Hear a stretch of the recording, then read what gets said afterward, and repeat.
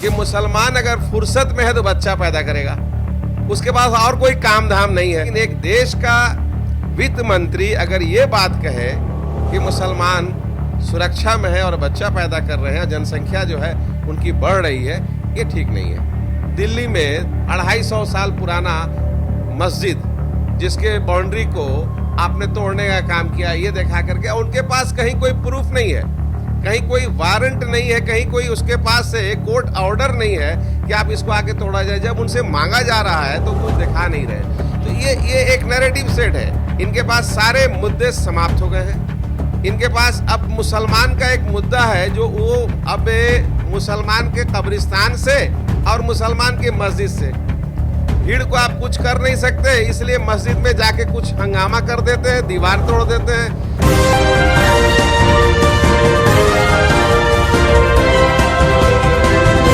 पल न्यूज से मैं हूं आपके साथ नदीम अकरम। लगातार देश में नेताओं की झूठ बोलने की एक होड़ सी चल पड़ी है, जहां देश के प्रधान सेवक भी कई मौके पर खुल करके झूठ बोलते हुए दिखाई दिए हैं, तो वहीं उनसे प्रेरित होकर के उनके नेतागण भी इसी तरीके से तस्वीरों को दिखाते हुए नजर आ रहे हैं।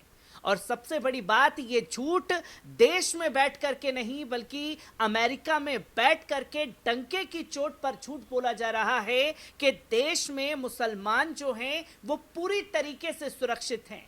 और अगर देश में मुसलमान सुरक्षित नहीं होते तो मुसलमानों की जनसंख्या कैसे बढ़ती।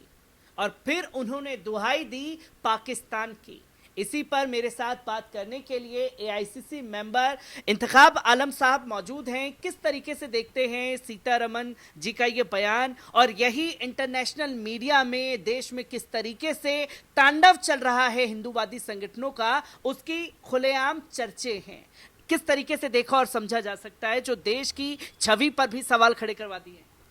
देखिए, सबसे बड़ी बात है कि देश के वित्त मंत्री अमेरिका में जाके खुल्लम खुल्ला झूठ बोलने का एक चूँकि सिस्टम इनके यहाँ, चूँकि सरकार जो बनी है वो प्रोपेगेंडा की सरकार बनी है, और उस प्रोपेगेंडा की सरकार में झूठ जितना मजबूती से बोला जाता है इस सरकार में 2014 के बाद, तो उसको सच बनाने की कोशिश की जाती है। और 100 बार अगर झूठ को बोलिएगा तो अंततः जो आने वाली पीढ़ी उसको सच ही समझ रही है। चूँकि इनके यहाँ झूठ बोल बोल करके इतिहास को भी ख़त्म किया जा रहा है।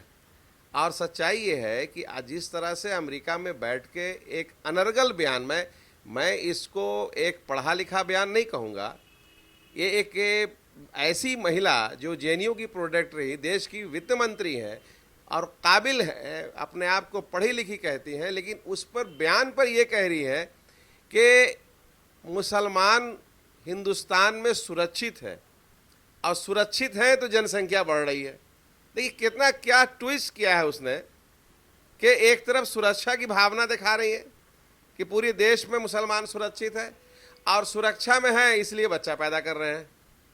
ये अनर्गल बयान की हम निंदा करते हैं उनके, और जितनी भी निंदा की जाए कम है। और हम समझते हैं कि इस पर सीतारमन को माफ़ी मांगनी चाहिए कि अमेरिका जैसे देश में मुसलमानों की, माने पूरे दुनिया उनको देख रहा है कि मुसलमान अगर फुर्सत में है तो बच्चा पैदा करेगा, उसके पास और कोई काम धाम नहीं है। देखिए, मैं उन चीज़ों को बड़ा गंभीरता से लिया कि अगर सीतारमन जी को कहना भी था तो इस तरह की बात को ना कह के, ठीक है सुरक्षा की भावना है, हम यहाँ सुरक्षित हैं, जाहिर सी बात है कि कुछ घटनाएं होती हैं जिनके कारण समाज में द्वेष फैलता है। लेकिन एक देश का वित्त मंत्री अगर ये बात कहे कि मुसलमान सुरक्षा में है और बच्चा पैदा कर रहे हैं, जनसंख्या जो है उनकी बढ़ रही है, ये ठीक नहीं है।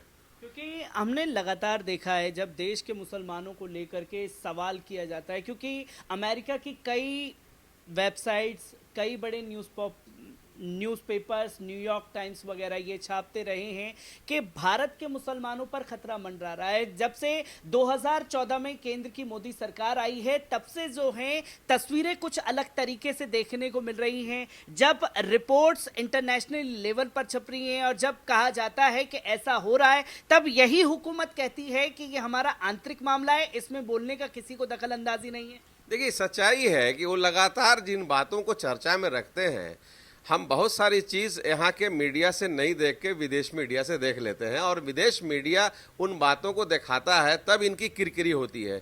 चूँकि यहाँ पर गोदी मीडिया जिस तरह से गुलाम हो गया है और जितना कहते हैं उतना छापा जाता है, चाहे प्रिंट मीडिया में हो, लीडिंग अखबार भी हो, जितना कहा जाता है सरकार की तरफ से उतना ही प्रिंट किया जाता है। गोदी मीडिया का, प्रिंट मीडिया, इलेक्ट्रॉनिक मीडिया दोनों का ही चीज़ है।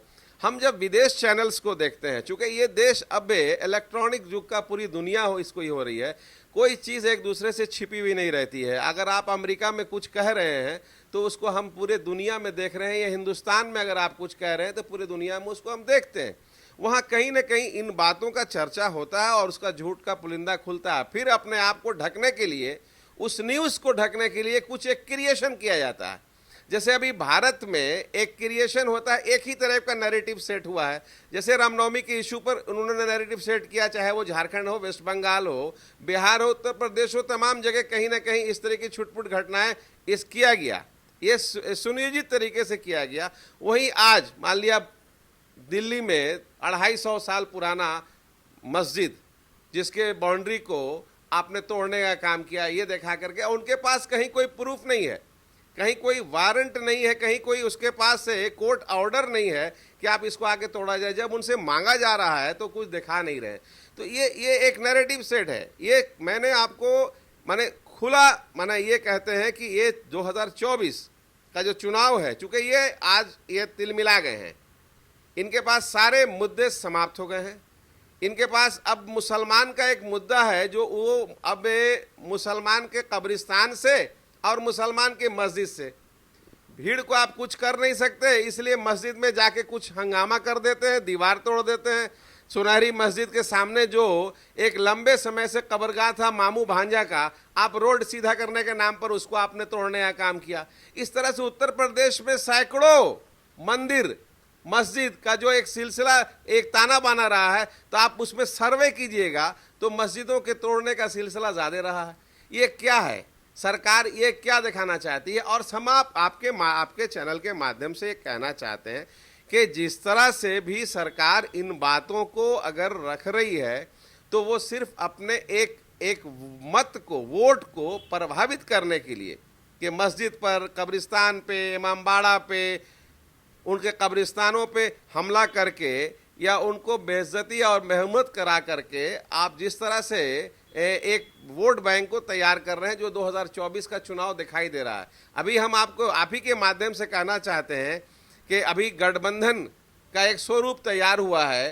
कल हमारे राष्ट्रीय अध्यक्ष मल्लिकार्जुन खड़गे साहब के यहाँ बिहार के चर्चित मुख्यमंत्री नीतीश कुमार जी और उनके साथ लोग वहाँ पहुँचे थे, तेजस्वी जी भी थे। लेकिन सच्चाई ये है कि आज ये वो तमाम जो विपक्षी पार्टी एकता को देखते हुए इनके अब पैर घिसकने लगे हैं। चूँकि देखिए, आप वोट की भी राजनीति अगर करेंगे तो 2014, 2019 ये अगर उसमें अगर परसेंटेज ऑफ वोट देखेंगे तो 31-32%, 34% वोट इन ला करके सत्ता में रहे। आज भी 65% लोग इनके वोट्स को नहीं मानता है, इनके तरफ नहीं है। तो फिर वो गोलबंद हो रहा है, वो कहीं ना कहीं ये सरकार अब जाने वाली पोजीशन में है। इसलिए जितना भी अनर्गल बयान दे करके, द्वेष को फैला करके, हिंदू मुसलमान कह करके अपने को स्थापित करना चाहते हैं। इंतखाब आलम साहब हमारे साथ मौजूद थे, जिन्होंने तमाम पहलुओं पर अपनी बात को रखा है।